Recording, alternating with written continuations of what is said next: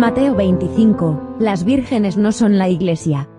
Muchos interpretan que las vírgenes mencionadas en Mateo 25 son la Iglesia del Cordero, pero a seguir veremos que no es así. ¿Quiénes son esas vírgenes? Texto y contexto. Probablemente el error más común a la hora de entender la Biblia sea interpretar el texto sin considerar el contexto.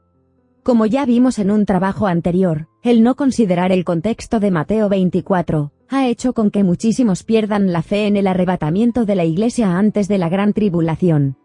Mateo 25 sigue con la explicación que dio el Señor Jesús en el capítulo 24 y, por no considerar el contexto, ese pasaje también es objeto de una mala interpretación, lo que lleva a minar la fe de las personas.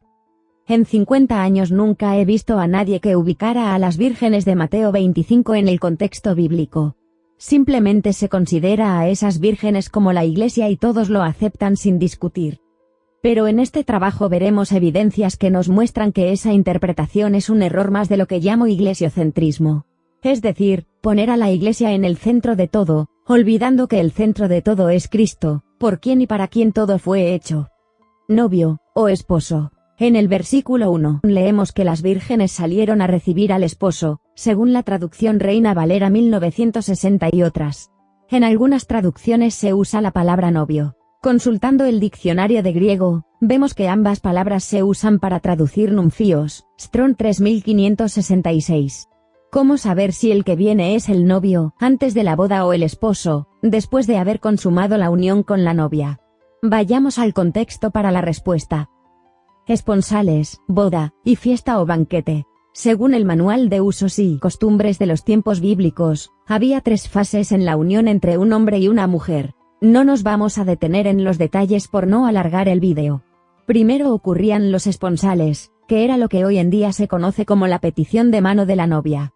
Llegado el momento de la boda, cuya fecha era determinada por el padre del novio, este iba, acompañado de su amigo que había cuidado de la preparación de la novia y de sus compañeros, a la casa de la novia, a buscarla para traerla a la casa del padre para vivir con él para siempre. En la casa del padre, el novio había construido una habitación para ellos solos. Ese era conocido como el tálamo o la cámara nupcial.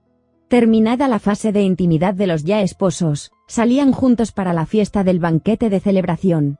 En ese momento, un grupo de jóvenes vírgenes salía al encuentro de los esposos, portando lámparas de aceite encendidas, a fin de guiarlos a la fiesta y anunciar así su llegada.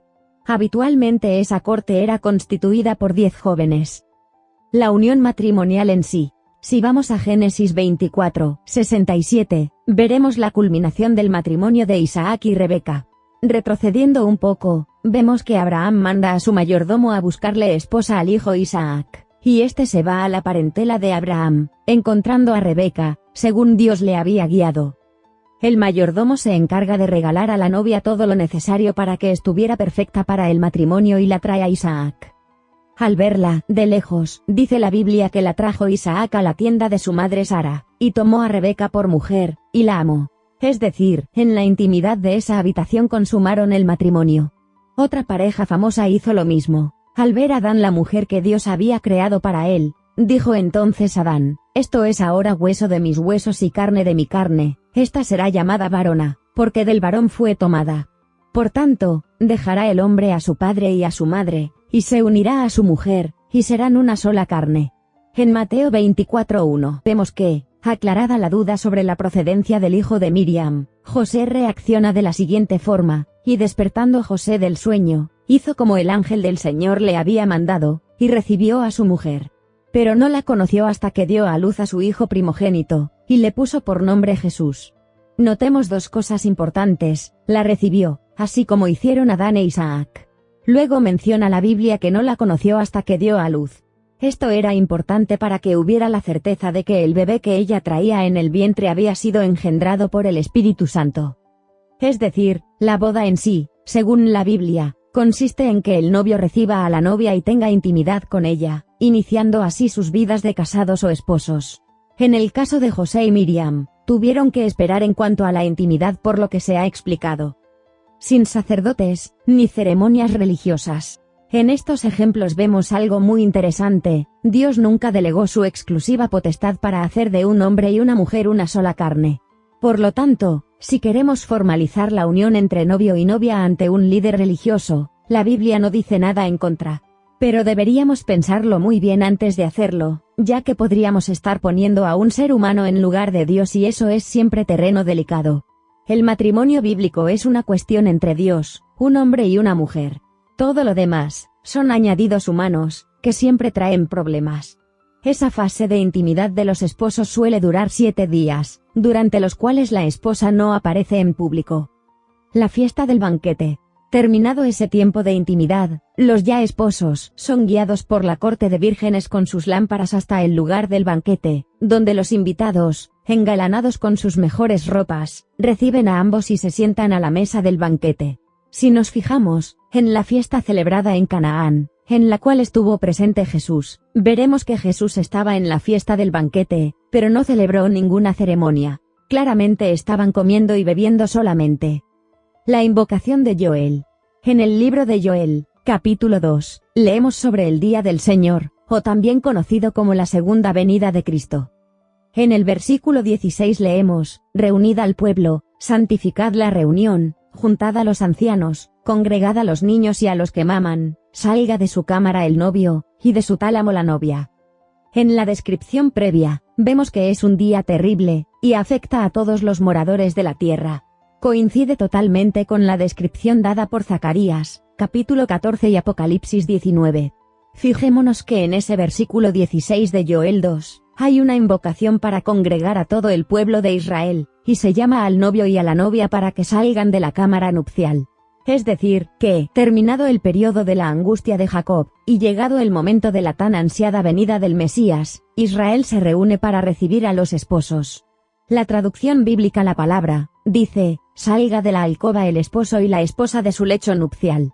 La Nueva Versión Internacional en castellano dice, que salga de su alcoba el recién casado, y la recién casada de su cámara nupcial. Hay varias otras traducciones que se refieren a lo mismo, los que están siendo invocados en Joel 2, para el cumplimiento de la venida visible del Mesías al final de la angustia de Jacob, o segunda venida, es un esposo ya casado, que viene acompañado de la esposa.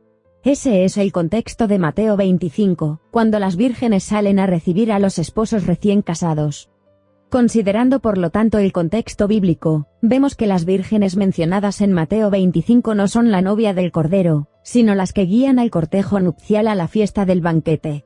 Vemos también que esas vírgenes son procedentes del pueblo de Israel, que espera al Mesías y lo recibe al final de la angustia de Jacob, o gran tribulación, según se desprende de todo el capítulo 2 de Joel. La promesa a la novia. La promesa más querida de la novia es lo que le dijo el novio en Juan 14, 2 y 3. En la casa de mi padre muchas moradas hay, si así no fuera, yo os lo hubiera dicho, voy, pues, a preparar lugar para vosotros. Y si me fuere y os preparare lugar, vendré otra vez, y os tomaré a mí mismo, para que donde yo estoy, vosotros también estéis. Fijémonos que en este texto el novio dice que va a preparar lugar en la morada del Padre, el tercer cielo, para luego tomar a la novia para sí. Eso es la descripción de la unión matrimonial que describimos antes, donde el novio recibe a la novia y así la hace su esposa, consumando el matrimonio. Por lo tanto, la Iglesia, que es la novia de Cristo, será arrebatada para él a cualquier momento. Será transformada en un abrir y cerrar de ojos, tras ser ascendida a las nubes, y luego llevada a la morada del Padre. Solo a la novia fue prometido ir a morar en el cielo. Después, al pasar los 7 días de intimidad, que son los 7 años de la gran tribulación, ambos van a ser recibidos por los invitados del banquete, y para ello serán guiados por las vírgenes con las lámparas encendidas. Por eso ese momento está descrito en Mateo 25, donde se describe la venida gloriosa del Señor Jesús a la tierra, de forma visible. A Israel se le prometió reinar en la tierra cuando vuelva el Mesías para su reinado milenial, que es inaugurado en el banquete, cuyos invitados son el pueblo de Israel que esté esperando al Mesías, de acuerdo a Joel 2, 16. Suscríbete al canal Discernir España, para recibir noticias relacionadas con el arrebatamiento y el fin de los tiempos.